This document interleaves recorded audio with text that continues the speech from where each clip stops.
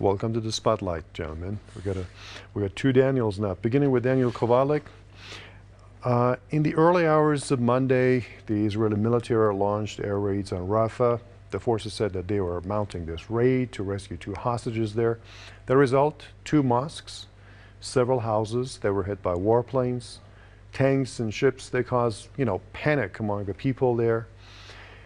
And they were sleeping, of course, at that time. Women and children were among those killed. Again, the UN, also many countries, have warned against attacks on Rafah.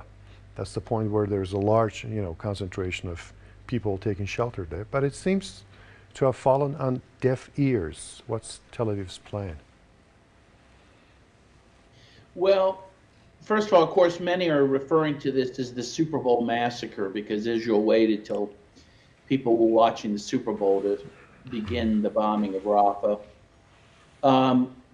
The problem is that, yes, there are many world leaders condemning Israel, but very few are withholding aid to Israel, and most specifically the United States.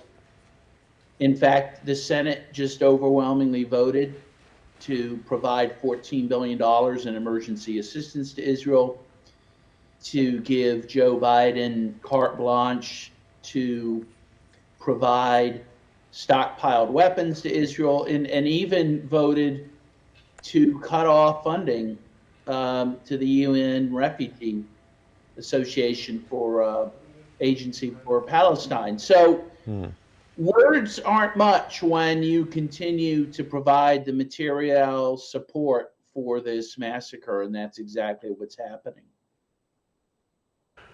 Now, Daniel Shaw, European Union Foreign Policy Chief, has urged allies of Israel, the U.S. in particular, to stop sending the Israeli regime weapons. And Josep Borrell called on President Biden, who said that, Israel's military action was over the top, in his words. And this is what Borrell said. I'm quoting him directly. He said, if you believe that too many people are being killed, maybe you should provide less arms to prevent so many people from being killed. So let's talk a bit about Europe's response to the Israeli atrocities in Gaza. The Biden regime's hypocrisy is on full display. He went before the nation and the world right after the Tucker Carlson Putin interview last Thursday, and the most he could muster were the words that Israel's response is over the top. Over the top is if you eat one too many hamburgers at night.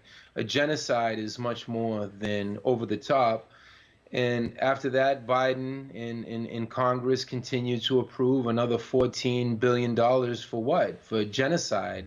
Almost 2 million people are gathered in Rafah. Many of them 2, 3, 4 times displaced since 1948 and in the past 130 days. How are these people supposed to survive? This is a systematic Israeli-U.S. campaign of dehydration, of displacement, of starvation, of carpet bombing of Gaza. Gaza is roughly the size of slightly larger than Manhattan. This is David versus a genocidal Goliath. And Mr. Kovalik, myself, so many others, we've been saying this since before October 7th, and certainly since October 7th. It's impossible to express the despair that people feel around the world and the powerlessness as this Super Bowl massacre advances forth.